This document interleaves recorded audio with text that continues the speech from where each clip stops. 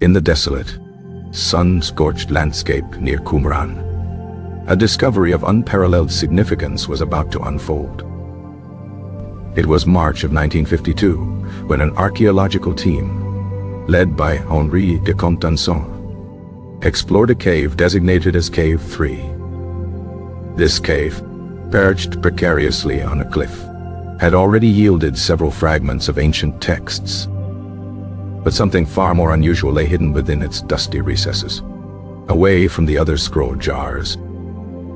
The team found two strange, rolled-up objects, not made of the expected parchment or papyrus. These were scrolls of metal, heavily oxidized and green with the patina of ages. They were made of copper, alloyed with a small amount of tin, a material choice that bespoke a desire for permanence. Unlike the fragile organic materials of the other Dead Sea Scrolls, this one was built to last. The scrolls were so brittle that any attempt to unroll them in the field would have shattered them into dust. They were carefully transported to the Palestine Archaeological Museum in Jerusalem for further study. For years, the contents of the copper scroll remained a tantalizing mystery, locked away by corrosion. Scholars debated the best method to open the scroll without destroying it. The breakthrough came from John Allegro, a scholar from the original scroll editing team. He championed the idea of cutting the scroll into sections to read its contents. The task was entrusted to H.O. Wright Baker at the Manchester College of Science and Technology in England. In 1956, Baker devised a special machine to carefully slice the scroll into thin, readable strips. The world watched with bated breath as the metal was painstakingly cut into 23 separate segments. As the inner surface was revealed, the engravings became visible for the first time in nearly 2 millennia and oddity. What they found was unlike any other text from the Qumran caves. It was not a literary work, a biblical commentary, or a sectarian rulebook. Instead, it was a list, a stark, detailed, and mind-boggling list. The scroll cataloged 64 separate locations of hidden treasure. Each entry described vast quantities of gold and silver. The amounts were staggering, totaling many tons of precious metals. One location alone was said to contain over 30 tons of silver. The text also mentioned valuable priestly vestments and sacred tithes. The language used was a form of Hebrew, closer to the later Mishnaic Hebrew than the biblical style of other scrolls. This linguistic anomaly added another layer to the already profound mystery. The directions to the treasures were cryptic and tantalizingly vague. They referred to landmarks like the ruin that is in the valley of Achor and the tomb of the sons of the common people. No explicit place names like Jerusalem were used, making the locations nearly impossible to pinpoint today. The immediate question was whether the treasure was real or an elaborate work of fiction. Some scholars dismissed it as folklore, a symbolic representation of spiritual wealth. They argued that such a massive amount of treasure could not have existed. However, the sheer specificity of the list, the weights, the container types, argued for its authenticity.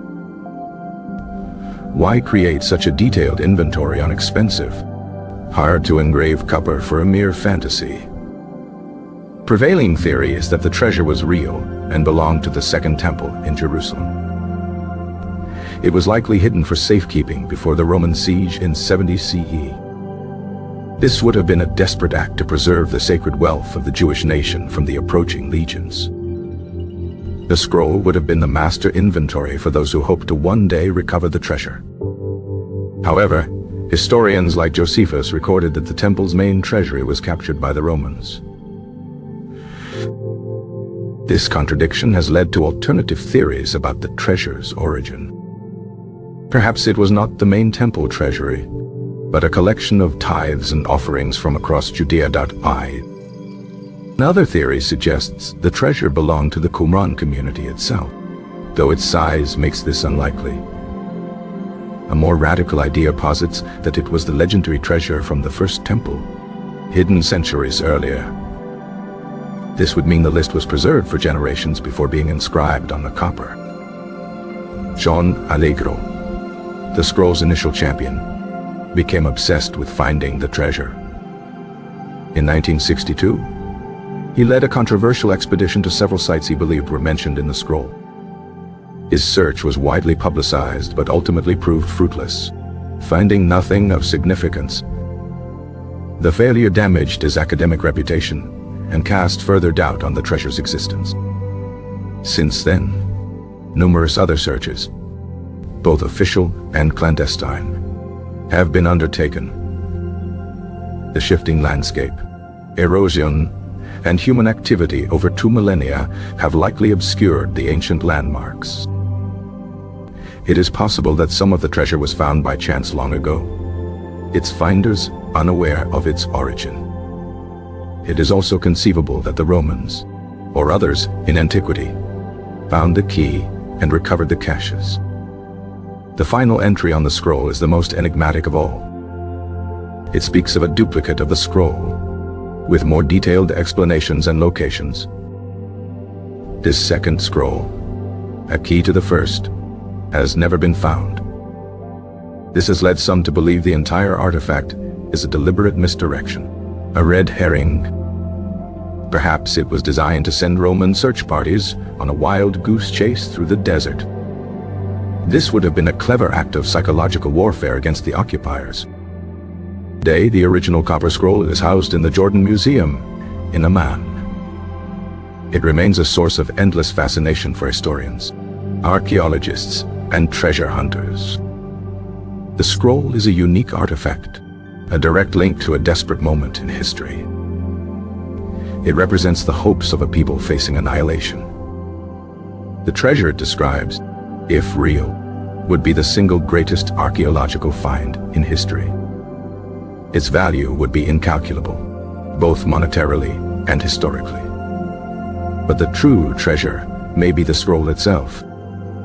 It provides an unprecedented glimpse into the practical, non-religious concerns of the time. It is a testament to human ingenuity and the enduring hope of recovery and restoration. The mystery of the copper scroll is a puzzle with missing pieces. The locations are unknown, the treasure is unfound, and the second scroll is lost to time. Will its secrets ever be fully revealed? Or will the lost treasure of the copper scroll remain a legend, buried forever beneath the sands of the Judean wilderness? The story begins not with scripture, but with metal, a material chosen for its endurance against the ravages of time. The discovery itself was an accident, a byproduct of a larger search. Fallen from a niche, it lay separate from the clay jars that held its brethren. Initial examination in Jerusalem confirmed its metallic nature. The oxidation was so severe that the layers were fused together. Unrolling was impossible. Reading it seemed a hopeless task. The decision to cut it was controversial, risking the artifact's integrity. Baker's machine was a marvel of bespoke engineering. It used a high-speed spindle coated in diamond dust to make the cuts. Each slice was a moment of high tension, a point of no return. The revealed text was hammered, not written with ink. This was the work of a metalsmith, not a scribe. The list was organized into 64 distinct entries. Each entry began with a location, followed by the treasure and its amount. The descriptions of the hiding places were for insiders only. References to the aqueduct or the water channel were common. The total weight of the treasure is estimated to be over 4,600 talents. This would be worth billions of dollars in today's market. The debate over its reality continues to divide the academic community. If it's a hoax, it is the most elaborate and costly one in ancient history. The temple origin theory remains the most plausible explanation. The treasure could have been a secondary or emergency fund. The Romans were meticulous in their looting. making a hidden cache a necessity. The scroll's creator was likely someone with intimate knowledge of the temple's operations. The lack of success in finding anything has emboldened the skeptics. Some believe the landmarks were intentionally described in a coded way. The final entry about a second scroll is a masterstroke of mystery. It creates a puzzle within a puzzle, a treasure hunt for a treasure guide. This could be the ultimate proof of its authenticity or its deception. The scroll's journey from cave to museum is a saga in itself. It survived empires, wars, and the slow decay of millennia. Its physical presence is a powerful connection to the past. The treasure list forces us to reconsider the wealth of the ancient world. It speaks of a world where such a hoard could be gathered and lost. The human element of the story is palpable. The desperation of those who wrote the list is etched into the metal. They were entrusting their future to this single, strange document. The scroll is a silent witness to a pivotal moment of catastrophe. Its silence is what makes it so compelling. The search for the treasure is a search for historical certainty. But history often prefers to keep its secrets. The Copper Scroll is a perfect embodiment of this historical tantalization. It offers a promise it may never fulfill. And so, the legend endures, passed down through generations. Story of lost gold, ancient secrets, and a single, incorruptible witness made of copper. The cave where it was found was small and relatively insignificant. This suggests the placement was hasty, a last-ditch effort. The scroll's two halves had broken apart over time. The metal was almost completely mineralized, losing its metallic properties. Early X-rays provided no clarity. The corrosion was too thick. The Manchester team practiced on replica copper sheets first. They filled the scroll with a special resin to stabilize it before cutting. Process was slow, with each cut taking hours of careful alignment. The text was written in 12 columns, spread across the full length. Some vocabulary in the scroll is unique, found nowhere else in Hebrew literature. This has fueled speculation about secret codes or regional dialects. The treasure includes not just coins, but also ceremonial vessels. These items would be priceless artifacts of religious history. The scroll mentions harem, consecrated goods that could not be redeemed. This legal status might explain why it was hidden rather than used. Legro's expedition was funded by a Jordanian businessman. He used dynamite in some locations, horrifying other archaeologists.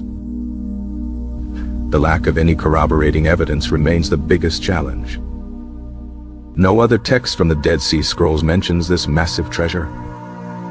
This isolation makes the Copper Scroll a true anomaly. Modern technology like ground-penetrating radar has been used in new searches. These searches have also, so far, yielded no treasure. The political instability of the region has often hampered research. The scroll is a cultural treasure for the nation of Jordan. Its story continues to inspire novels, documentaries, and endless speculation. Whether fact or fiction, it is a narrative of immense power. It captures the universal dream of finding lost treasure. But this is a treasure hunt rooted in tangible, historical reality. The final answer may yet lie buried, waiting for the right person or the right stroke of luck.